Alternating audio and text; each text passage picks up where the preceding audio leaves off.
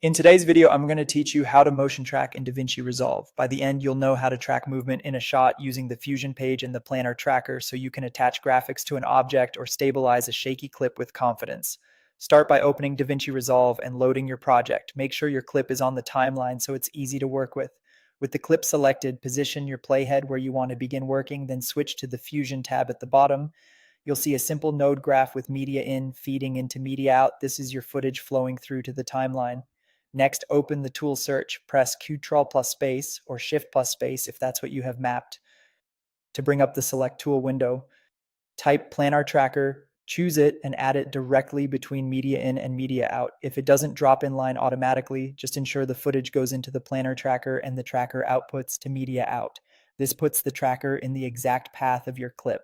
With the planar tracker selected, look over to the inspector, set the tracker type to hybrid point area. This gives you a reliable blend of feature-based and area-based tracking, which is great for a variety of surfaces.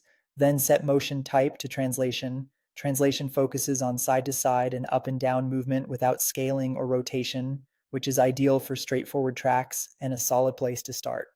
Move to the frame where you want tracking to begin and click Set. This defines your reference frame, the moment the tracker will lock onto before following the motion forward or backward in time. In the viewer, draw a shape around the object you want to track. Keep the shape snug around distinct details with good contrast, and avoid including large areas that change appearance, like reflections or shadows, as they can confuse the track. A clean, well-placed shape makes a big difference in accuracy. Now start the analysis. Click Track to End to let Resolve follow the motion through the remaining frames. If you only need a specific range, you can track forward or backward from your current position. Keep an eye on the track. If you see drift, pause, refine the shape, and continue.